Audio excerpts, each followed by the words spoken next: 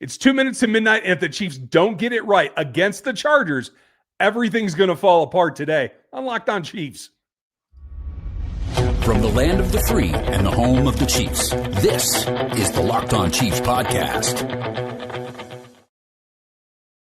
Welcome back, Chiefs Kingdom. Thanks for making us your first listen here on the Locked On Chiefs podcast, your daily podcast with the Kansas City Chiefs here on the Locked On Podcast Network, your team every single day, and now the #1 sports network for podcasts. You everydayers, I know you guys already know that, but thank you for being here and making another Locked On show your next listen. If you want to be an everydayer, make sure that you get in every single day on one of the feeds. We have a ton of information here as we get ready for maybe the pinnacle of the turning point of this season for the Chiefs. I'm Ryan Tracy, the founder of Rogue Analytics and Performance Consulting, where we break down the draft class, do everything analytics and physiology. You can find it all there, as well as over at NFL 33 for my league-wide work and RGR football. My partner, Chris Clark, runs KC Chiefs Corner. You can get quarterback stats, all kinds of insight on the Chiefs over there. We've been doing the show together for 9 years, going on 25 to 30 for total of us covering this team. And there's a ton to go over there. We appreciate you joining us today, where we're going to start with they have to be resilient. They have to find a way to go get this win, or it all starts to crumble. What are the matchups that they have to win? That comes after we start. And then the X factors and predictions of what this game will actually be, what could wreck it, what could save it, that's coming up later in the show. But we start right now, which after hearing from the coaches, after hearing from some of the players this week, I am convinced that they are still living on the dream that they can make the playoffs. If that fails after all these other failures and they lose this ball game, I am starting to be very concerned about how not in touch with reality they seem to be now and what it looks like after that fact. Maybe that's dangerous, but it also makes it a must win that I think maybe they can rise to the occasion. How do you feel about what's going on or coming out of One Arrowhead Drive?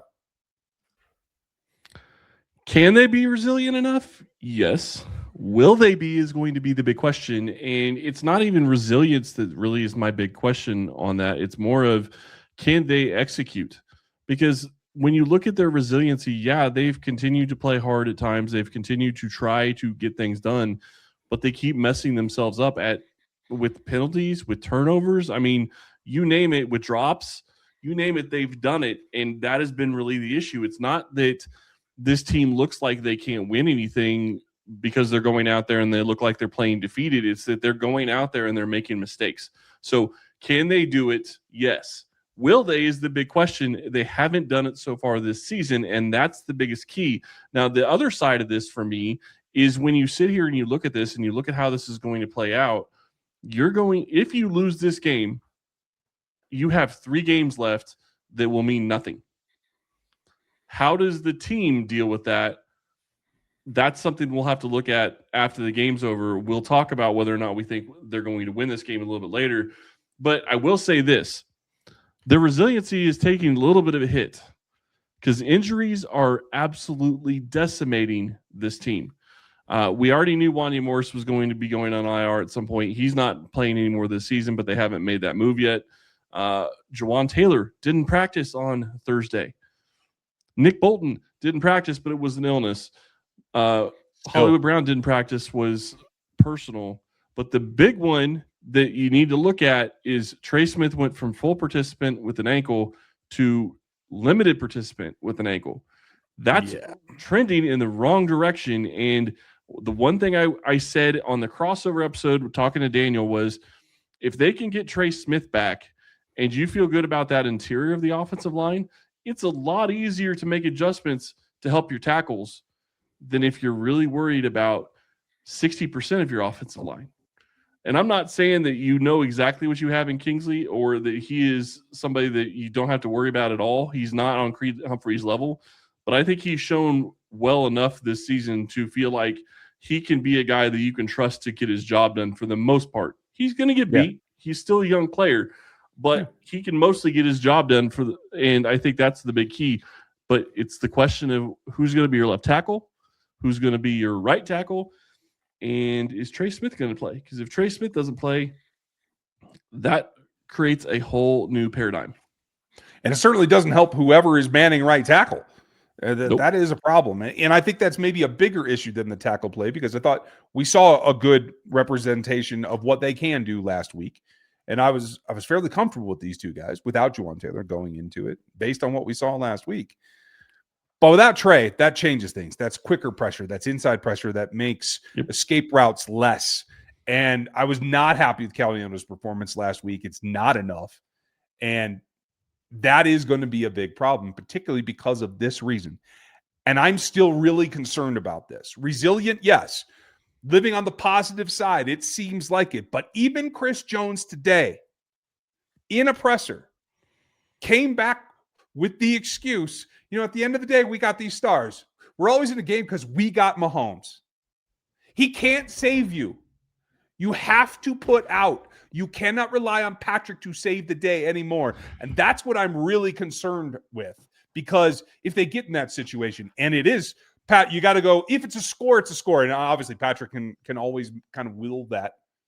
But if Trey's not out there, that puts a significant damper on his ability to run a 2-minute offense, to go get a score, to try to win this ballgame or stay in contention or whatever it has to be. Like, it all feeds into what the psychology is of this team, that we have to do our job, but we always got Pat.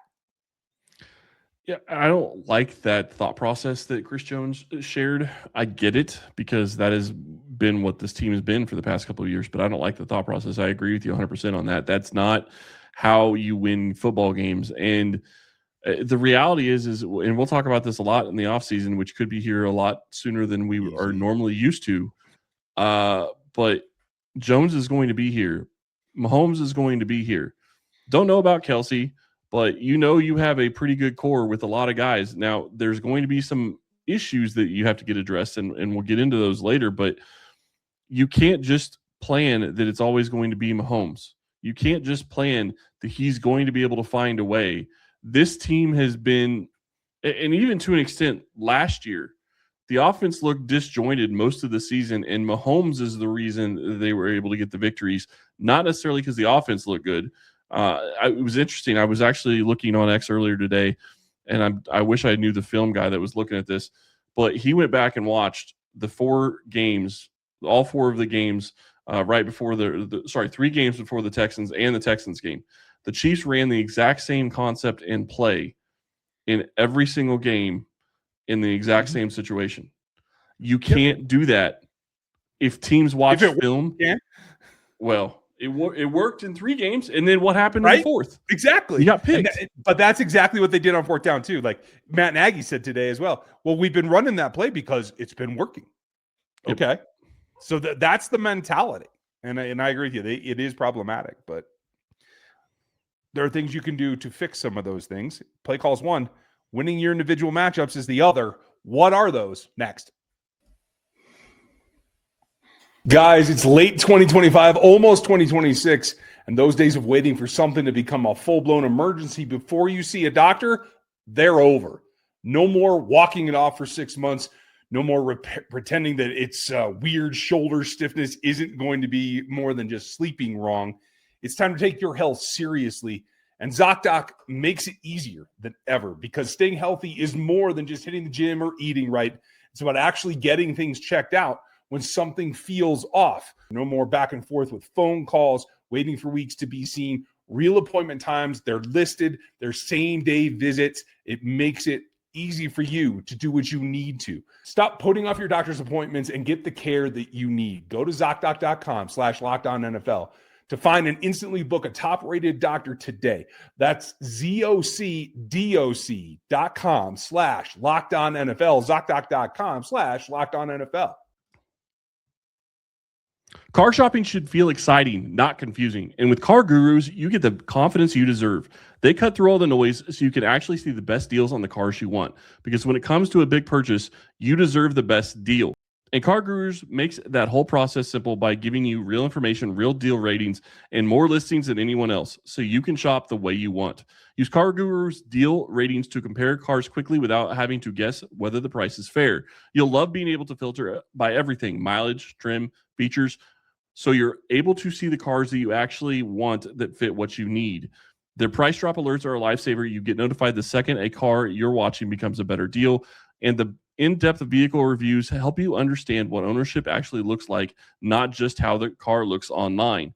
Car Gurus connects you with trusted dealerships for a transparent and hassle-free buying process. With over 4 million listings, the most of any major online automotive marketplace, you'll always find the best deal. Shop the way you want with the tools, data, and unbiased deal ratings that make it easy. Buy or sell your next car today at cargurus.com. That's CARGURUS.com. Cargurus.com.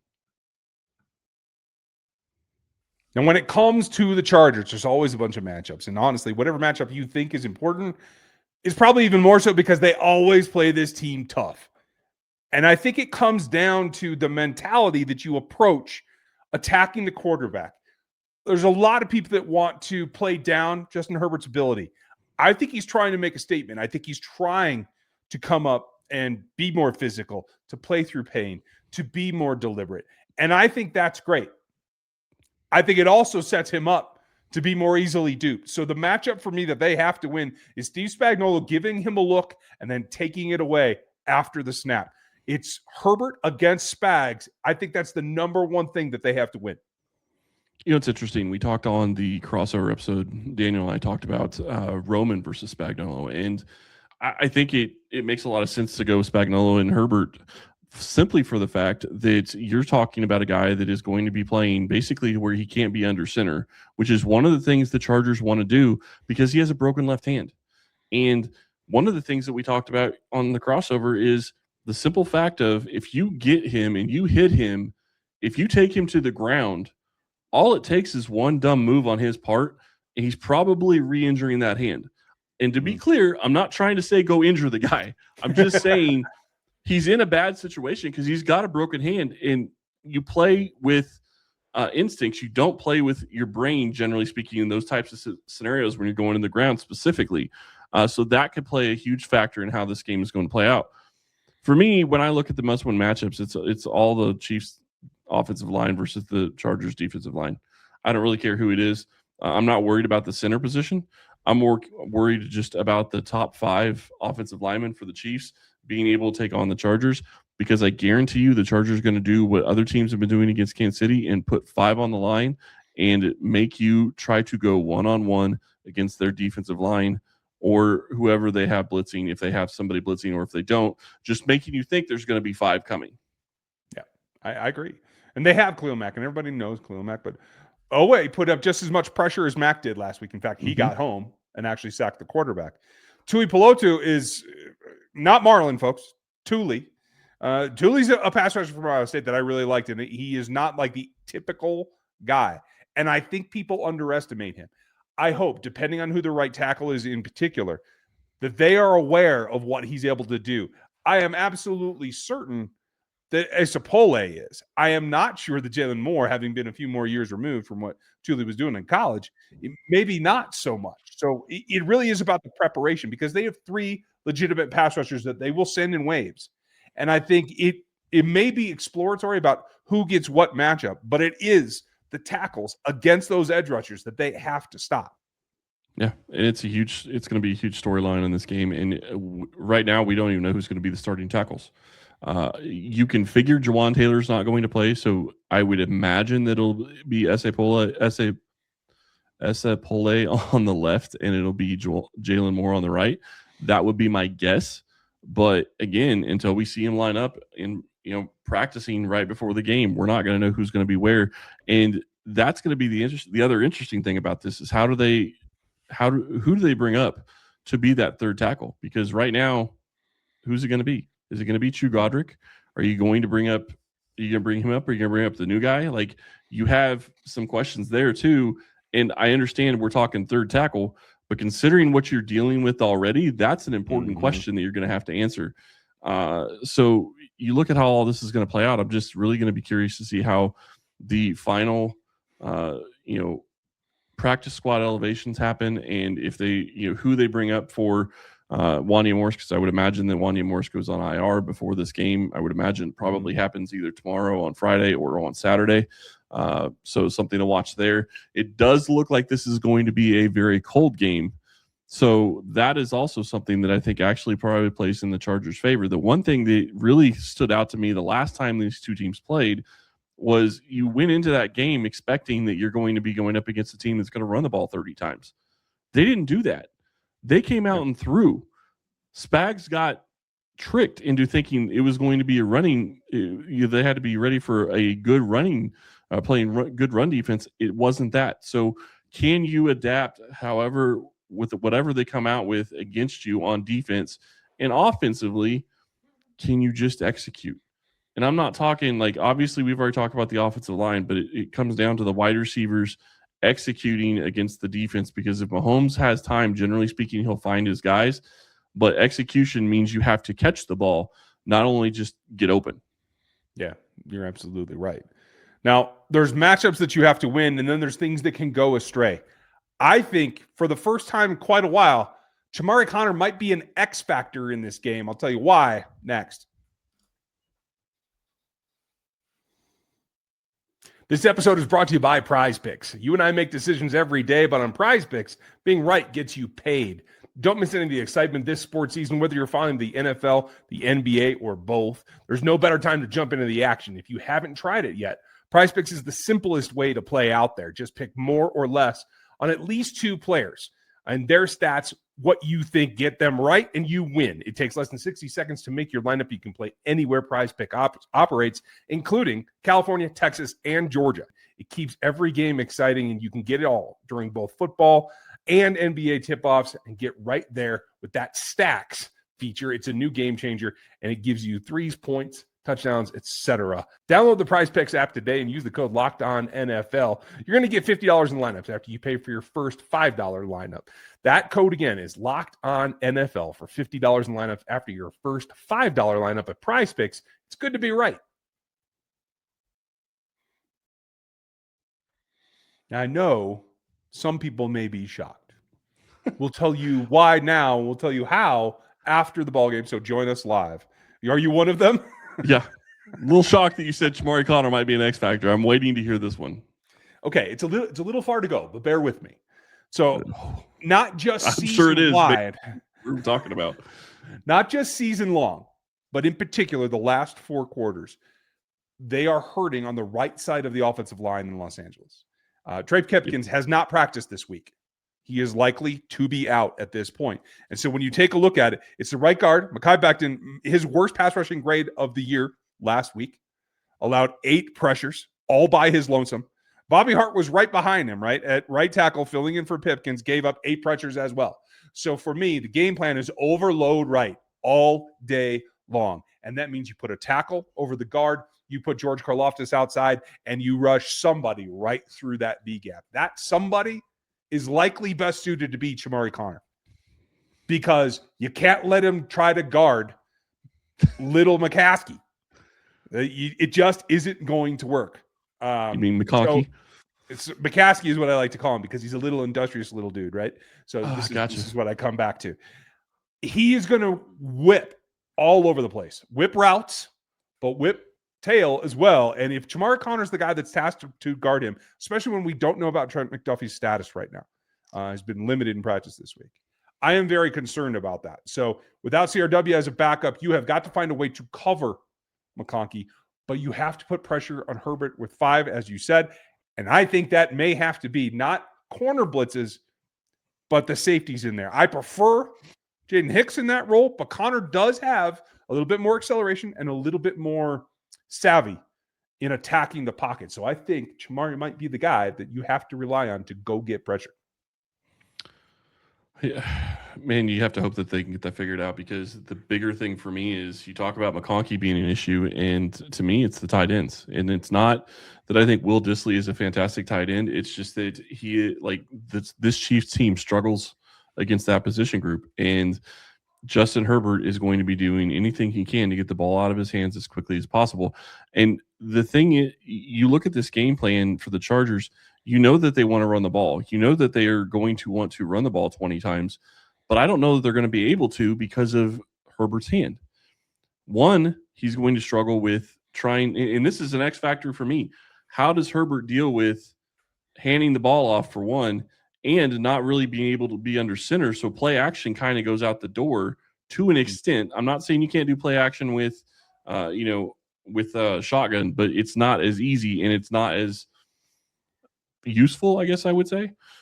So to me, I think that that's something that it could be a huge X factor in this game is Herbert's ability to hold onto the ball with his offhand and how it's going to play into what he's able to do and what he isn't. Yeah. And if he's able to deliver, you got to watch out for it, because this is what I cannot stand about this matchup every time. One player in particular drives me nuts. He is 90% of the time a drop machine. He's had a good first of this quarter of the season this year, but he's missed some games. It's been very difficult for him as of late. He ended up with, 2 receptions for 8 yards last week.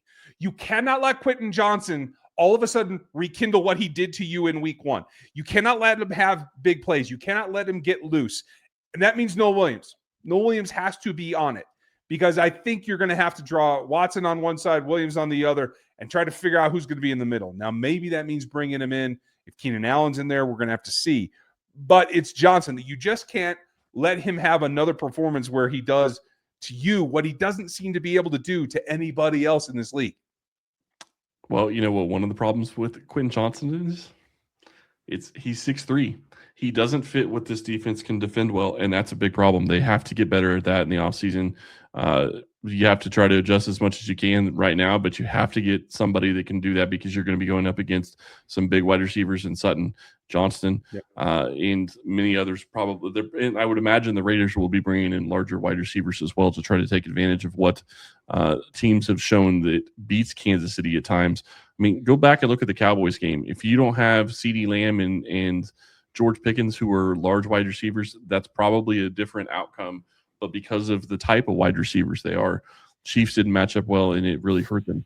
So it's going to be curious to see how that shakes out. The other thing for me is, can you get consistency on the offense? And what I mean by that isn't necessarily, and this is my biggest X factor, I think, in this game, can Kansas City consistently run the ball at least 40% of the time on first down, if not more, if not a little bit more?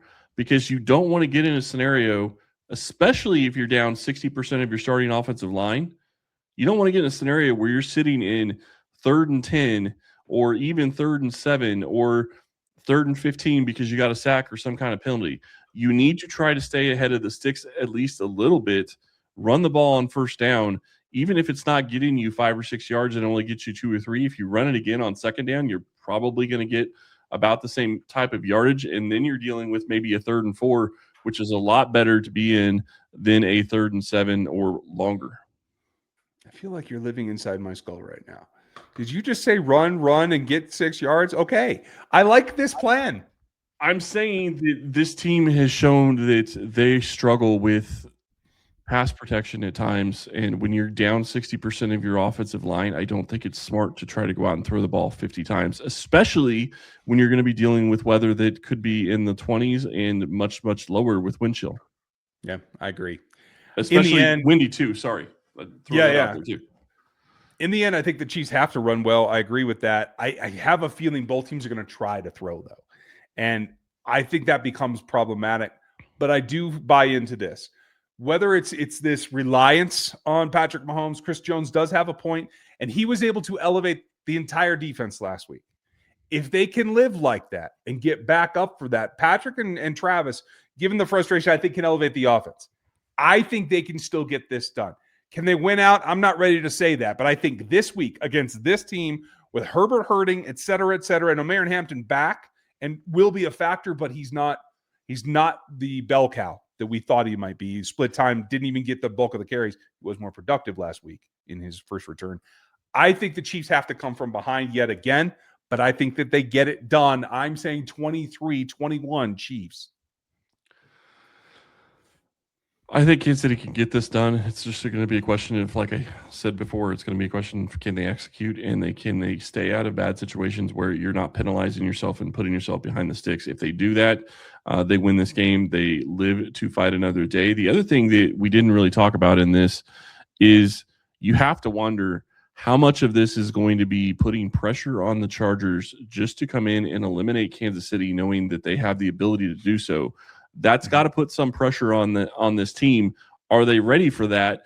Could that play into Kansas City's favor because they're trying to press too much, trying to beat Kansas City and knock them out of the playoffs so they don't have to worry about them in January? That's going to be something to watch. In the end, I think Kansas City finds a way to win this game. I can't bet against Patrick Mahomes, especially against a division opponent when his back's against the wall. He just seems to find a way to get it done generally.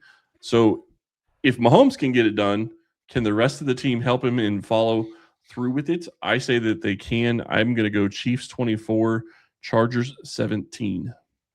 Okay. We'd love to know what you think. Give us your predictions here in the comments on the YouTube channel. If you're listening on audio, just come on over to the YouTube channel. It's free to leave comments. We would like to know what you think. We are going to be live for you after the ball game, as we always are. We'll get you there. We will break it down for you. We'll give you all the insights from my game notes, etc. Make sure that you join us. We will very much appreciate it. Have a good one, and we'll talk to you post-game.